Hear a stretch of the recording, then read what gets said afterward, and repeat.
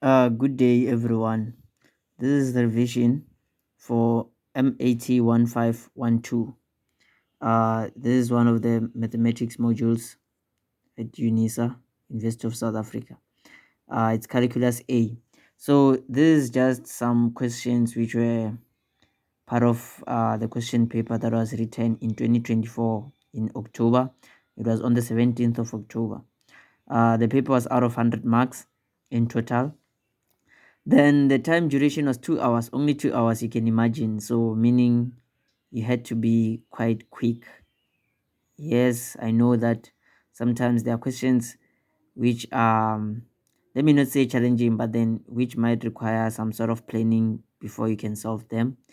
But then, yeah, it's a matter of knowing what you should do rather than trying to figure out everything in an exam, because you have to prepare well such that you are ready to tackle certain types of problems.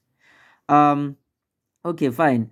The first question, this video, actually, I'm just gonna like, okay, I'm gonna do the whole paper, yes, but then for this part of, like, for this video, what I'm gonna do is I'm just gonna do question 1, and then the next video will be on question 2, then question 3 on the other video, and then question 4 on another video again. So meaning there will be 4 videos on this paper, because this paper had only 4 questions, which made a total of 100 marks.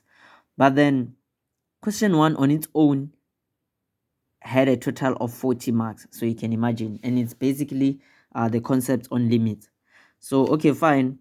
Question 1 here, it says A, this is part A, it says calculate the limits of the following functions if they exist. Otherwise, if it does not exist, you simply write does not exist. The first one here, it's only 3 marks. It says limit when x approaches 0 of x squared minus 5x plus 6 divided by 2x plus 8. If you can check, this one is quite too easy. It's way too easy, because it's a matter of just direct substitution. Doesn't need you to simplify it, because if you check there, in the numerator you have x squared minus 5x plus 6, but then if you substitute x being 0 here, it's gonna be 0 0, then you're left with 6. And then below, if you substitute x as 0, you're going to have 0 here and then 8. So the limit actually approaches 6 over 8, which simplifies to 3 over 4. So I'm just going to write it as a direct substitution. What I'm going to do is I'm going to write it this way. This is equal to, okay, so basically, let me just write the question first. So it's 2x plus 8. But then this is a matter of direct substitution.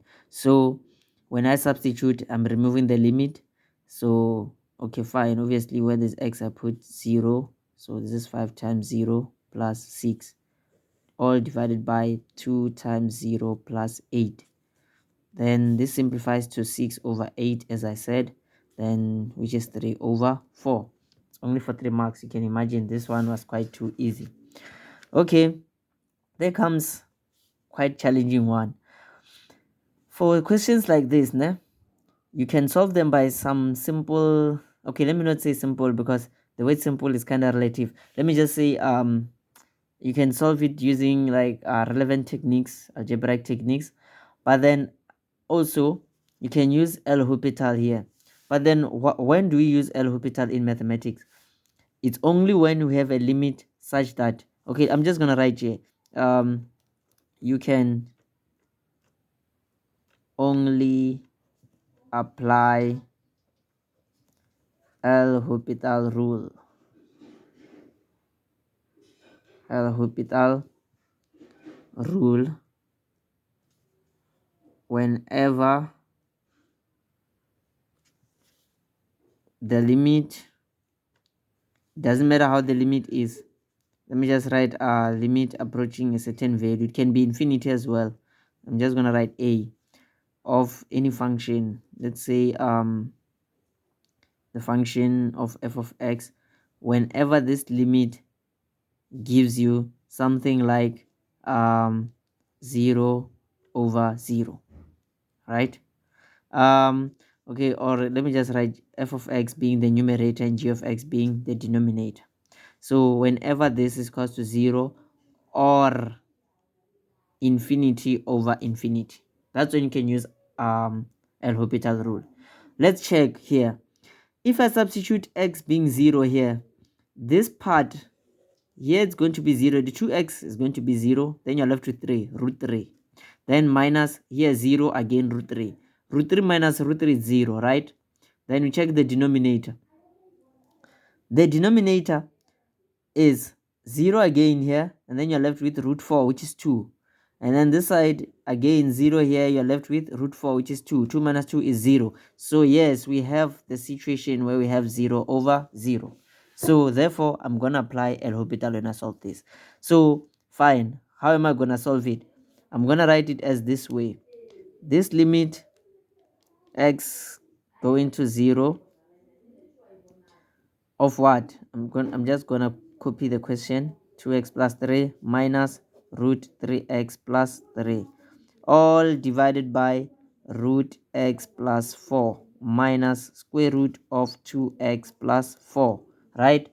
Then here I'm just gonna write it by removing the square root signs using the exponents to the power 1 over 2. So I'm gonna write this one as 2x plus 3 all to the power 1 over 2, right? Then minus 3x plus 3 in brackets all to the power 1 over 2 divided by square root. Okay, I'm gonna remove the square root here this side as well, so it's x plus 4 all to the power 1 over 2 minus 2x plus 4 all to the power 1 over 2.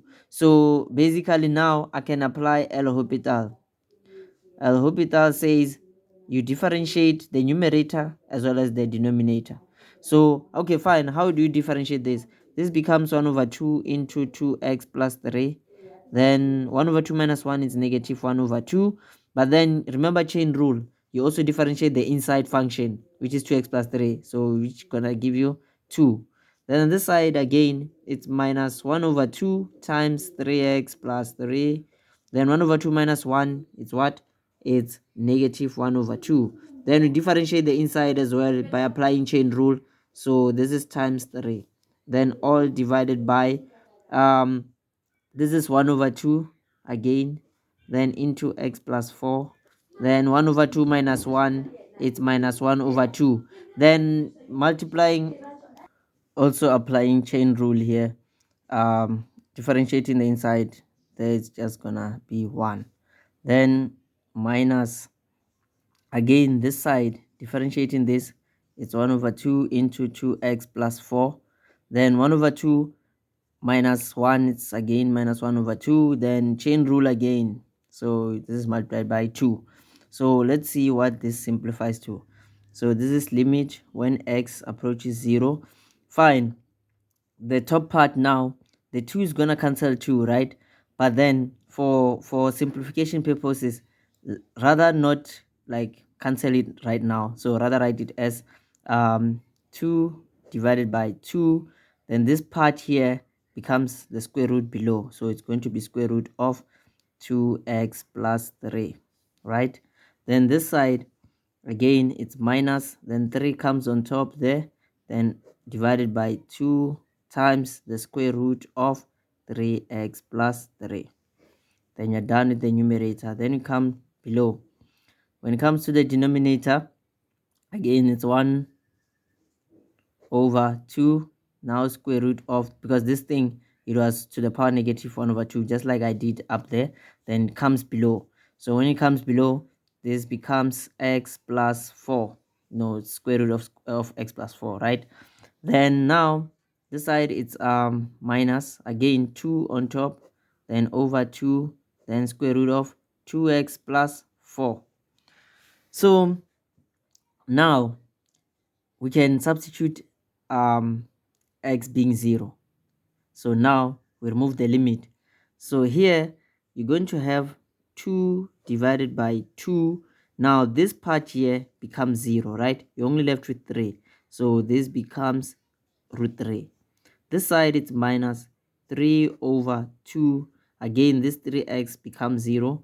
then you're going to be left with root 3, all divided by, below you're going to have 1 over 2. Again, this x becomes 0, you're only left with root 4, right? Then minus 2 over 2, this part becomes 0, you'll be left with root 4. So now we simplify. The top part has the same denominator, right? So these two fractions, they share same denominator. So what do you do in this case? Simply gonna write it this way.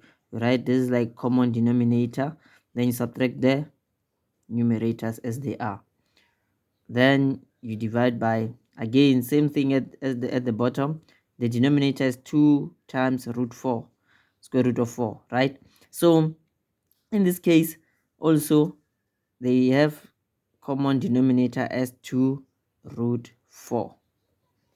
Then this is 1 minus 2. Then the top part, what is 2 minus 3? It's negative 1 divided by 2 root 3, right? Then this division sign here, you can change it into multiplication. But then when you change it to multiplication, then you swap the order of the fraction. Now this becomes the top part. But now, what is square root of 4? It's 2 over 1 minus 2, which is negative 1. The negative 1 can cancel, right? Then the 2's here can also cancel. So what will you be left with? 2 over square root of 3. And that's the final answer. But then if you check, this was only for 3 marks as well. This was also 3 marks. But this one required more working than this one. So basically, the marks doesn't reflect the length of the solution or the effort even. So yeah, that's how you do this one. So now this is the third one, also for 3 marks. It says limit of this function when x approaches negative infinity. Okay, fine. This one is not quite clear on what like how the answer is going to be like from the start, right? So it's better to simplify your thing so that you can see how is it gonna like be like, how is it gonna be at the end. Because the reason I'm saying this, if you're just gonna like try to make sense of how it is right now in this form, for example, you're gonna substitute negative infinity there and then squared, which becomes very large number, a positive one, then minus 2 times the negative infinity, which becomes this thing as it is. It's gonna be a positive value under the square root, so obviously it's a real number. And then also plus the negative infinity here, right? And then now it's a matter of having infinity, which is positive infinity, minus infinity. It doesn't make sense in that way, or on what it will give. It's not zero. Infinity minus infinity is not zero. You can't determine that. But then how can we write this? We can simply write it this way. So this is limit when x approaches negative infinity. Then now, under the square root sign, I'm going to take x squared as a common factor outside. So it's going to be x squared. And then what will I be left with here? 1. Then minus, here it's like 2x divided by x squared. So what will you be left with? You're going to have 2 over x, right? Then again here plus x. Okay, then what does it simplify to? This becomes limit when x approaches negative infinity, right? So now here, what is square root of x squared? Mathematically, it's not just x, it's an absolute value of x. Then again, square root of what's left that side, it's 1 minus 2 of x. I hope you understand up to this far. So okay, then plus x, right? Fine. But now if you check, right, whenever I substitute negative infinity, into let's say now absolute value of x, no matter what you substitute in there, the answer will be positive, right? But then this one here, when you substitute it, the answer becomes negative value, right? Meaning negative infinity. So the question is, what should you do there? Okay, if you check, what I'm gonna do is I'm gonna write it this way. This is going to be limit when x approaches negative infinity. I'm gonna treat this absolute value as positive so far, because either way, the negative infinity part or positive infinity, it's a sort of like behavior on a function. Like we want to see how does it behave whenever it approaches positive infinity or negative infinity. That's part of the limits, basically. So here I'm just gonna take x as a common factor outside. So I'm just gonna write it this way. This is 1 minus 2 over x, then into this one again is plus 1, right? So now what does it simplify to? If you check the inside part here, if I put in negative infinity here, this approaches 0, because now any fraction, whenever you have a constant up there and then you divide it by a very large number, infinity, it approaches 0. Because if you remember your functions, your hyperbolic function, minus 2 over x, it's something like this as a hyperbola function. I'm just gonna do a quick rough sketch here. Something like this, because a is negative here, the value is negative, so it's in the second quadrant and fourth quadrant. Your asymptotes are your x equals to 0 and y equals to 0. Your y-intercept and not your y-intercept, I'm sorry, I'm trying to say your y-axis and x-axis, right? Now if you check, whenever you approach negative infinity to the side, the graph approaches the value of y equals to 0. So that's why this becomes 0 when you try to plug in negative infinity there, right? So what will you be left with? You're going to be having 1 minus 0, which is 1. So what is square root of 1? It's 1 plus 1, it's 2, right? Then in this bracket we have a number 2, but now we also have x outside. That x is negative infinity, so negative infinity times any value is going to be negative infinity. So that's your final answer. That's your 3 points. Now we come into this one. This one's quite tricky. It involves trigonometric functions, right? It involves trigonometric functions. We have 1 plus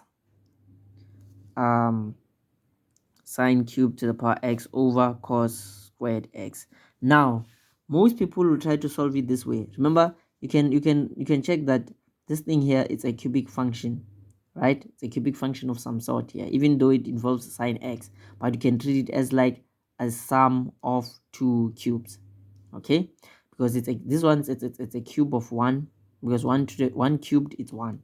This one's a cube of sine x, so you can factorize it using the saying it's into like saying the bracket, the first bracket, it's 1 plus sine x, close the bracket, open bracket, then 1 minus sine x, then plus sine squared x, then close the bracket. That's how you factorize sum of two cubes. Then below you're gonna have cos squared x, which is equal to 1 minus sine squared x as an identity. Then you factorize it using difference of two squares, so that you're gonna have 1 plus sine x as one of the brackets and cancel that. But then that's the long way. Let me show you how this is done. Because we know that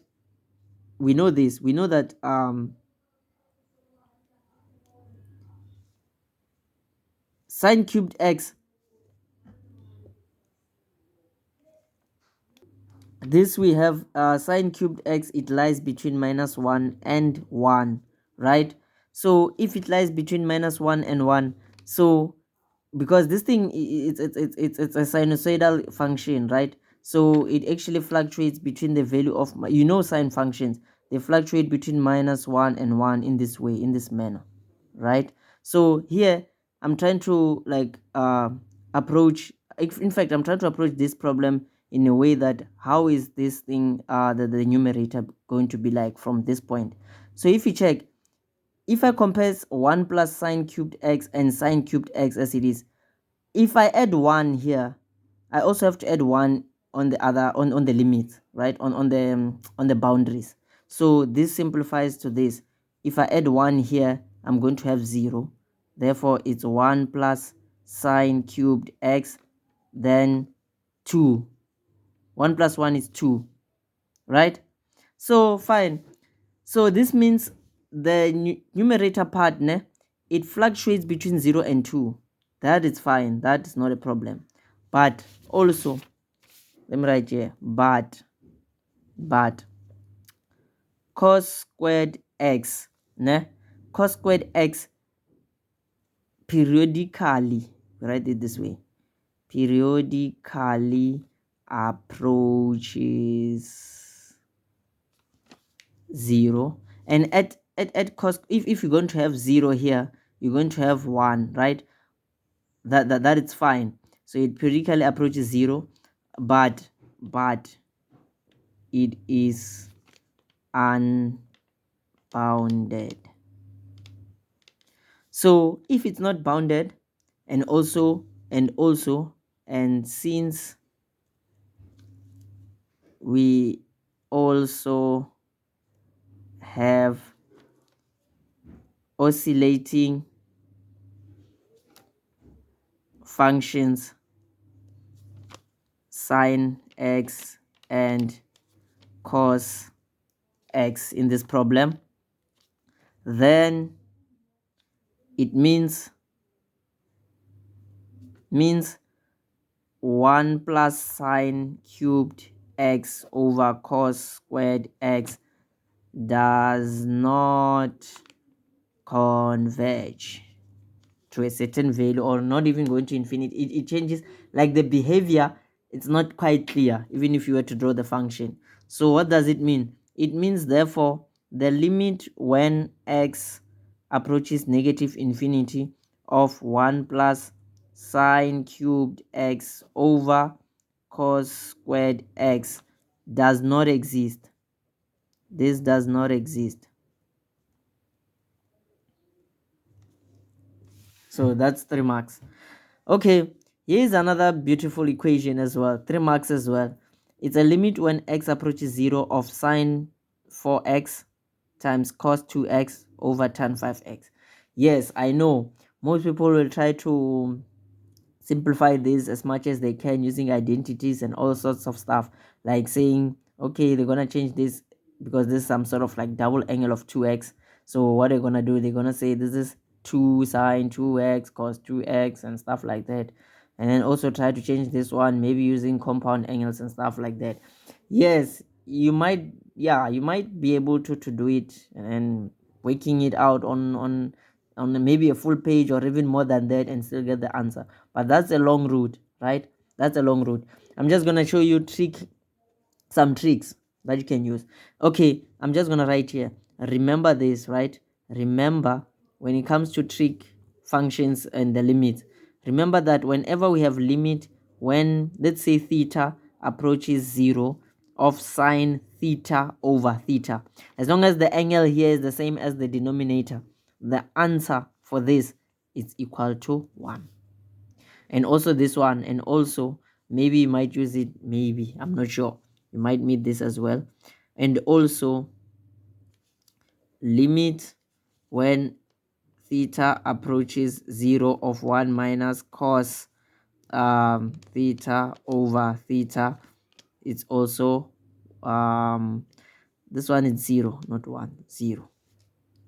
These are the useful things, useful tools when it comes to something like this. So, but then let's go back to this question that we're given here. How are we going to solve this one? This is limit when x approaches 0 of sine 4x cos 2x over tan 5x. Here I'm just going to change the tan. How? So I'm going to write it this way. This is the limit of x going to 0, then sine 4x, then cos 2x, all divided by, now tan 5x, I'm going to write it as sine 5x over cos 5x, right? Then simplifying this, it's limit when x goes to 0, then now this one can go and join the numerators up there, because basically this is like this, sine 4x cos 2x, then changing the division sign into multiplication, these ones have to invert. So how? So this is just cos 5x because we swap over sine 5x, right?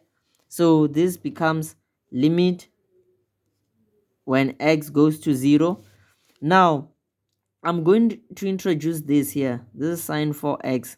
I'm going to introduce a denominator out of nowhere, 4x. The reason I'm doing this is because I can come and use this thing here, this identity here, right?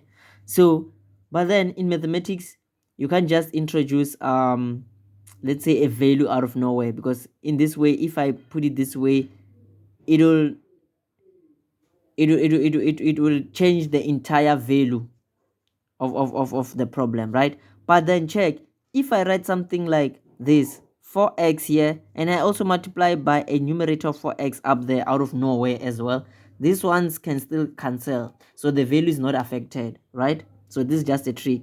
So fine, now I come to cos 2x. Cos 2x, I'm not going to do anything, because why? Because whenever x approaches 0 on 2x, this becomes 0, but cos of 0 is 1, so that's not a problem. Also for this one here, this is multiplied by cos 5x, right? Also here, for this one here below, this sine 5x, I'm going to do it this way. I'm going to write 5x on top of it. In other words, this 5 out of x, I'm just introducing it, but I also have to find a way of finding its reciprocal, something that's going to cancel it as well. So it's 1 over 5x here, right? So now let's simplify this multiplication, this product. So how is it going to be like? This, if I write it well, check, it's sine, right? It's sine of 4x over 4x. That's fine. So now I'm going to write this. I'm going to write the product of the trig functions first. So it's cos 2x times cos 5x, done. Then now this is times 4x, this 4x here, divided by this 5x here, right? Then also times 5x over sine 5x. Now if you check, applying this here, when x goes to 0, this becomes 1, right? This one here, it becomes 1 as well, because cos of 0 is 1. This one also is 1, right? This part, the x will cancel x here. The x will cancel x. What are you left with? 4 over 5, right? This side here, even though this is inverted, let me do this. Even though this is inverted, the limit, in other words, coming back to this, since limit of theta approaches 0 of sine theta over theta is 1, this is also true. This is also true, that when theta divided by sine theta, this is also 1. Why? Because you can write this as this. You can write it as this. You can write it as 1 over sine theta over theta. These are the same thing. So why? This is 1, but this also approaches 1. So 1 over 1 is 1. So that's why this is equals to 1. Same applies here. The limit of 5 over x divided by sine 5x, when x approaches 0, this also becomes 1. So what is this product equal to? This is just 4 over 5. Then you're done. Easy, right? Now we're coming to this one here. It's kind of complex, but it's also doable. This one is 5 marks, unlike the other ones. This one is 5 marks. So the same concept that introduced in the previous one, we're gonna apply here as well. But then what's the first thing here? We have to split. Let's rather split. I'm just gonna write it here. This is limit of x approaching 0. Now I'm gonna split the fraction. So this is going to be sine 4x cos 2x. Then now I split. Then I write the denominator here as tan 5x, right?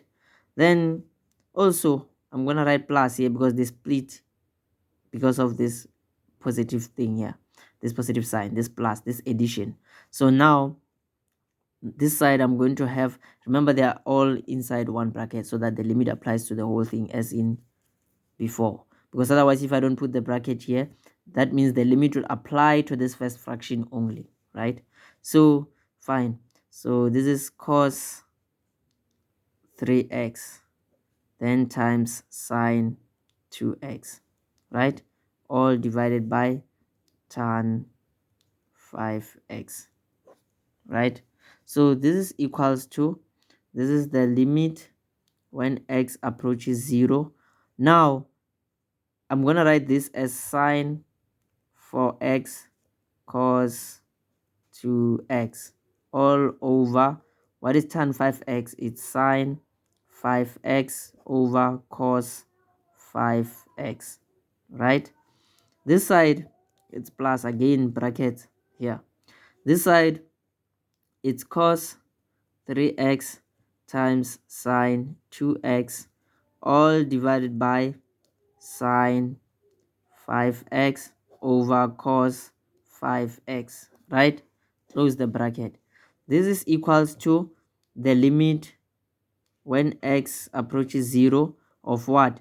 Now again I'm going to do the inverting thing. The cos 5 of x is going to join the numerators that side, so this is equals to sine of 4x times cos 2x times cos 5x, right?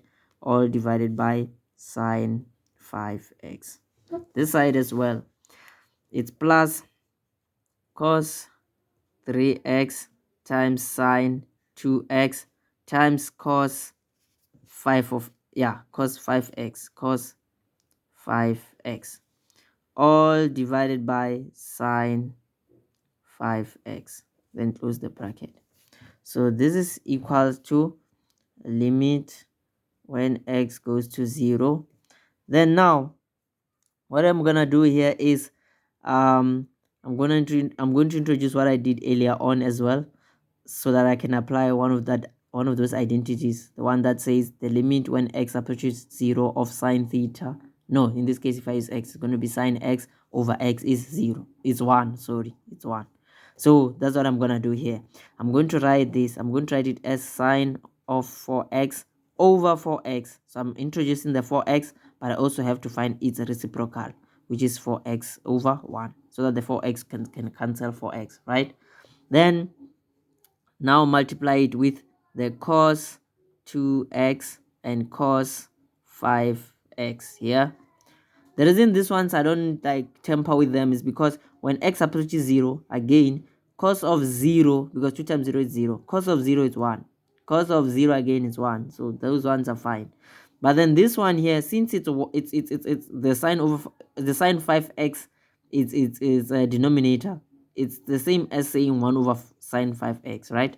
It's the same as saying sine 1 over sine 5x, but I'm gonna put 5x here on top of it so that I can use that identity. So since I've introduced 5x as a numerator, I also have to multiply with its reciprocal. So finding its reciprocal is simply 1 over 5 over x. Yes, I know these methods are kind of tricky to many students, but then if you go and check, maybe if you have your notes or your textbooks and stuff, you can go and consult. This is one of the tricks that you can use on limits whenever trig equations are involved. So fine, I'm done with this first part. I'm going to the second part here. It's plus. Again, remember, I'm not going to temper with the cosine functions. So this is cos 3x. But now the sine 2x, I'm going to write sine 2x over 2x. So now I've introduced 2x. I have to multiply it by its reciprocal, 2x over 1. So now, again, the cos 5x, I'm not going to temper with it. But then this one here, I'm going to introduce 5x on top again,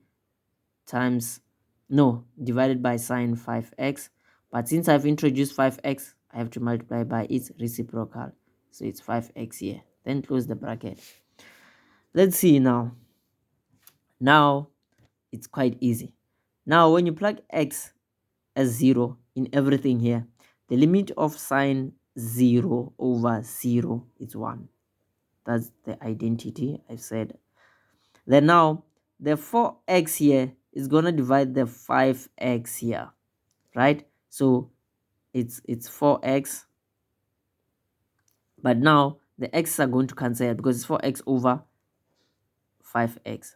So here I won't have to substitute x, because most learners, they might make a mistake of, or most students, let me rather say students, they might say 4x divided by 5x, then they leave it as it is, then now they start substituting x as 0. So this means it's 4 times 0, right?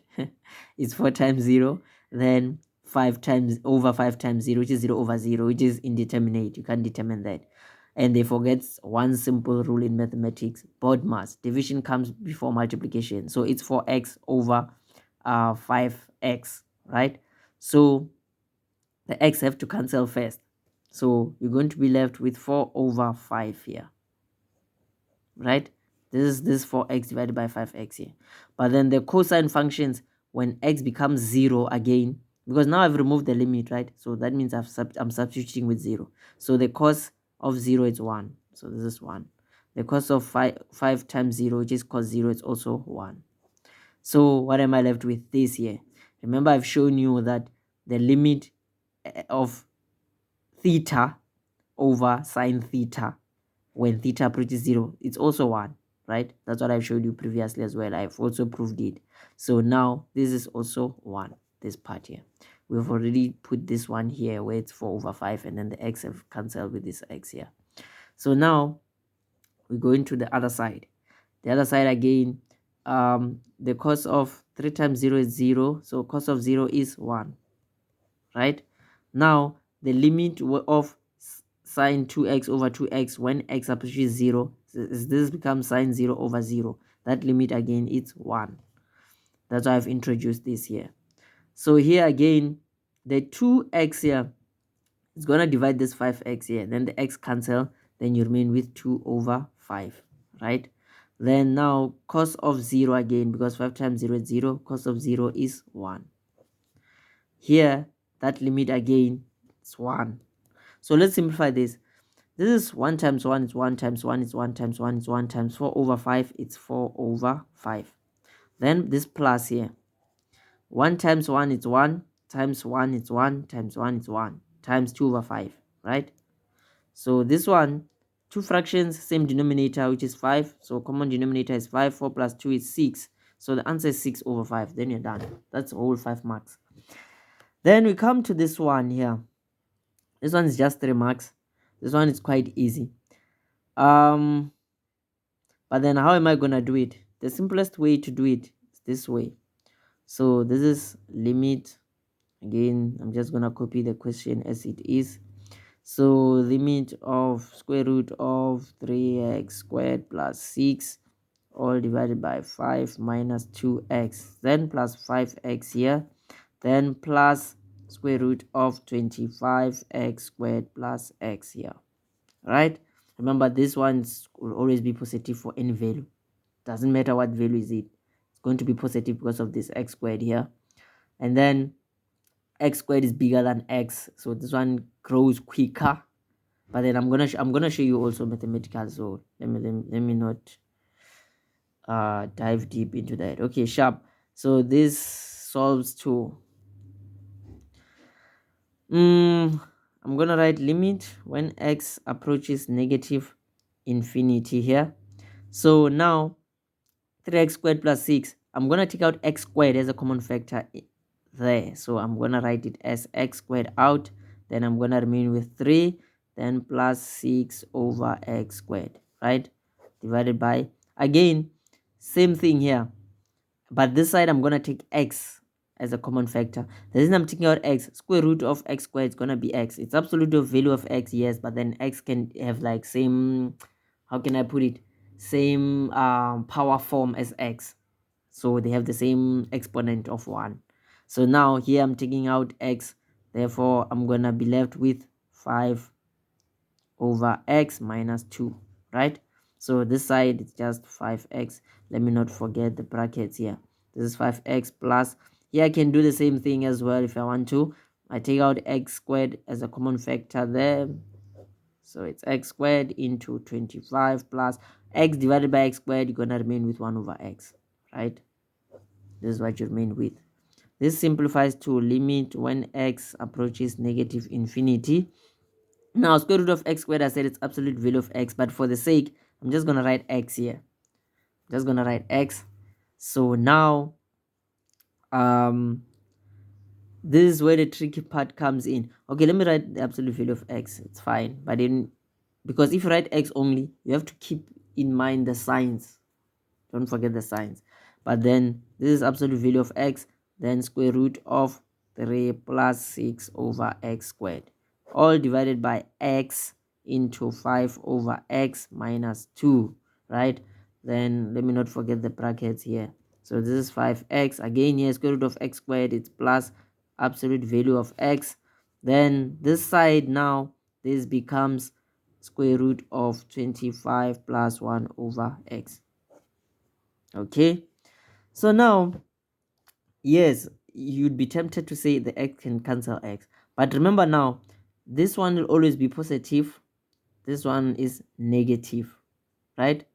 Yes, this one is negative here. So meaning positive over negative. The reason I'm saying negative because when you substitute the negative infinity, it approaches like a large number but in the negative side. So this one, even though you substitute negative infinity, because of the absolute value here, it's always be positive, right?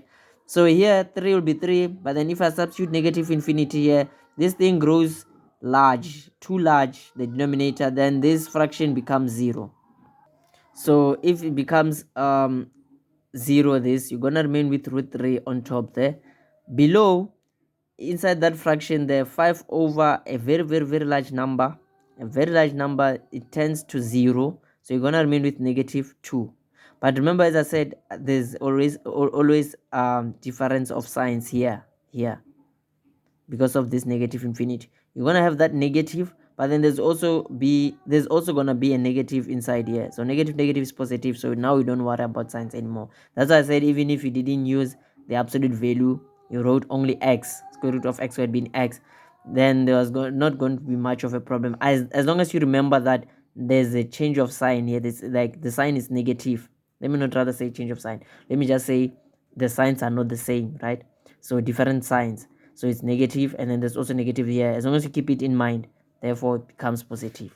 So fine, that means this whole fraction here, because this x basically is going to cancel this x, that on top there, you're going to remain with what? Root 3 over, now the negative 2 is no longer negative because of different sign here. Negative is positive, so it's root 3 over 2. But on this side, when you plug in infinity here, negative infinity, what do you get?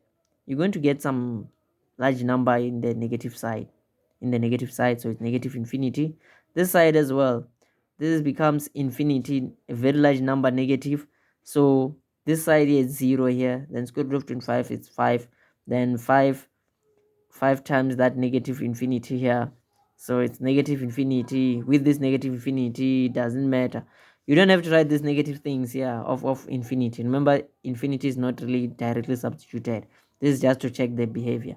So but then the answer here is negative infinity, then you're done. Okay, here it's part B of the same question, question 1. This one was 4 marks. It's 4 marks. It says use squeeze theorem to determine this limit here, right? Squeeze theorem, what does squeeze theorem says? It says whenever you have, let's say now, suppose you have 3 functions such that f of x is equal or less than g of x, and that g of x is equal or less than a function of h of x, this way. In other words, we normally call it a sandwich because g of x lies between f of x and g of x. But if the limit, let me write it this way, if the limit of, let's say, x approaches some value, suppose you say a, now of f of x, and then it's equals to a value L, and that is also equal to the limit when x approaches the same value a of the function h of x. So in other words, when we have a limit when x approaches a certain value, and that value, let's say a, on f of x, and then the f of x function approaches L, a certain value L, and it also applies to another function which is h of x, the upper one. And then that upper one also, when x approaches that value a, the same value a, and then they also, this one also approaches L. If they both approach to L, therefore also the limit of x when approaches a of g of x is also L. This is by squeeze theorem, right? So because it doesn't have any chance, if this one approaches some value and then this one also approaches the same value when x approaches a, this one has to be the same value as well. The one in the middle also has to approach that value. It makes sense, right? So this is what we're gonna do here, but we're gonna do it by splitting for making this problem to be quite simpler.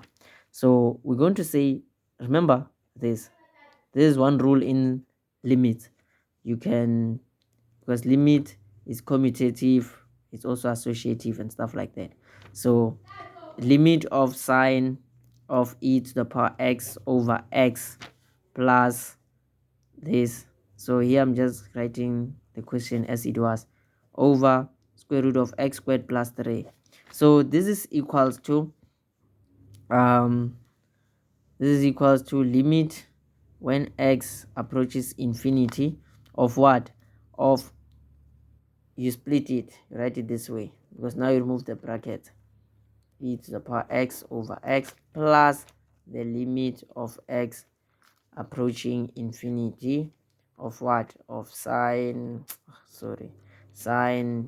of e to the power x over square root of x squared plus 3, right? So now you deal with the first part only. You say for limit when x approaches infinity of sine e to the power x over x.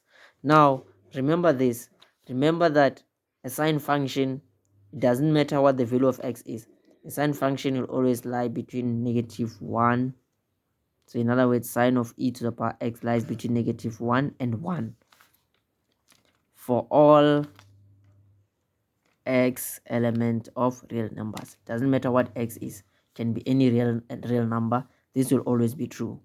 So what does it mean? If now I have to apply squeeze theorem, I'm gonna take this as my lower function. So in other words, where the sine of, I'm gonna determine this limit here.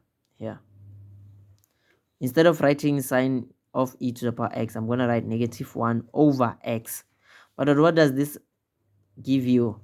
Remember, when this becomes way too large, this goes back to your hyperbolic functions as well.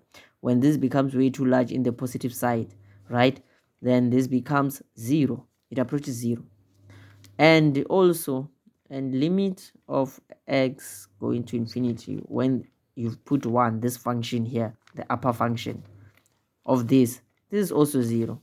Therefore, this tells us that the limit when x approaches infinity of sine e to the power x over x, since sine of e to the power x lies between -1 and 1, therefore this also means that the limit of this is also 0.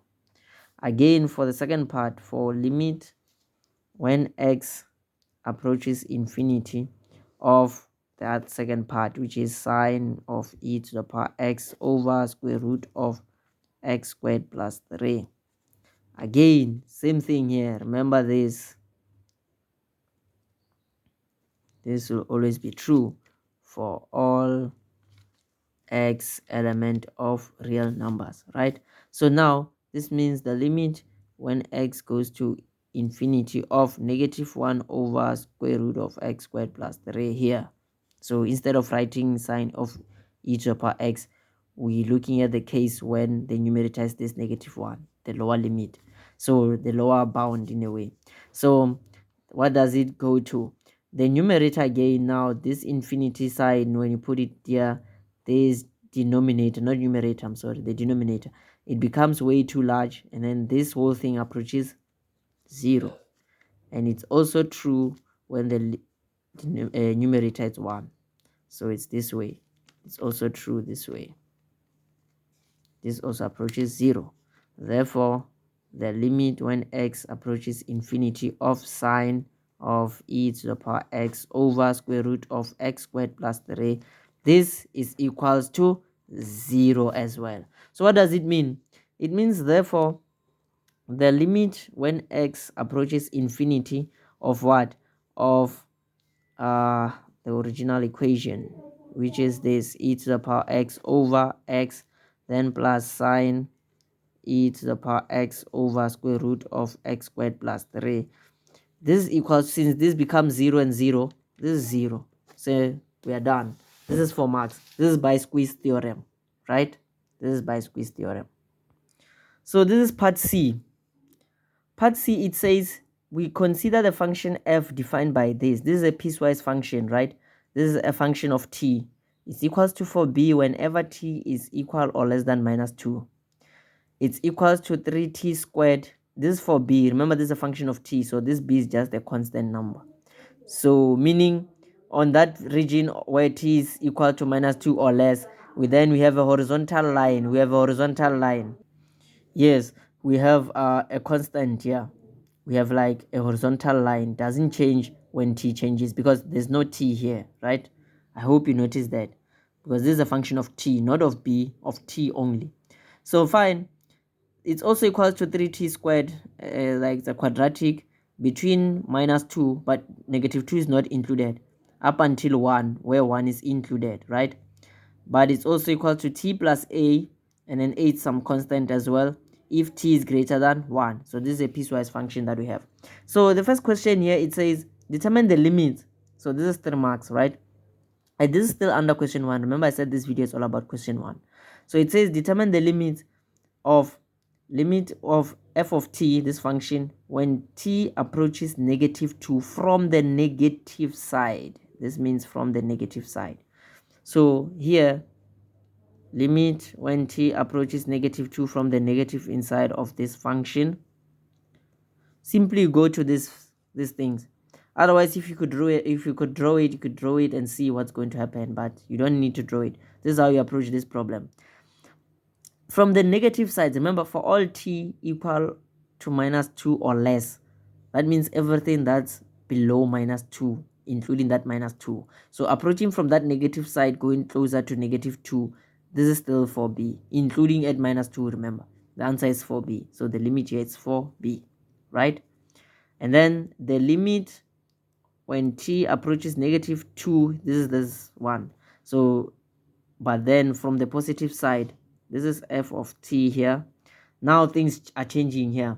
Now we look at that same thing, but looking it from the positive side, approaching negative 2. So you will be coming from 1, then getting closer to minus 2, right? This approaches 3t squared. This approaches 3t squared, where t is negative 2. So what does it give you? This is 3, where t is negative 2, substitute squared. But what is negative 2 squared? It's 4. 4 times 3 is 12. So the value here is 12, right? Then that's 3 marks. Then part B, again, limit when t approaches 1 from the negative side of that same function, right? We go back to here. It says 1 from the negative side. So we're coming from this negative 2 approaching 1. So this still falls under 3t squared. So this is 3 times t. This is 3t squared, where t is 1. So what does it give you? This is 3 times 1 squared, which is 3. Then the limit when t approaches 1, and then from the positive side now, from the positive side, what does it give you? From the positive side, meaning from coming from values that are far greater than 1, then getting closer to that 1, then approaches t plus a. This is t plus a, where t is 1. Substitute with t equals to 1. So what does it give you? This is 1 plus a. Then you're done. Then that's 3 marks. Now part C, it says find the values of a and b so that f is continuous at t equals to 1 and t equals to minus 2. So in some sense, in other words, whenever function is continuous, that's when the limit of that function at a certain value, let's say at t equals to 1 in this case, these values have to be equal. It doesn't matter when you're coming from the negative side or positive side, right? So what does it mean? It means at t equals to 1, at t equals to 1 is this ones here. this has to be equal to this for this function to be continuous at t equals to 1. So in other words, 3 must be equal to 1 plus a. So the y values have to be equal there. So what does it mean? Therefore, a is 3 minus 1, which is 2. Then at t equals to negative 2, right? At t equals to negative 2, we're going to these ones here. The 4b must be equals to 12. Therefore, b is 3. You see? So that's how it is. Then we are done with question 1. So this whole question 1 was out of 40 marks. So this is how you should do it, right? So the next video is gonna focus on question 2, right? Remember, this is the module calculus A, right, at UNISA, University of South Africa. So this is the past paper that they wrote last year in 2024 on October. So yeah, that's how you're supposed to answer question 1 of this paper.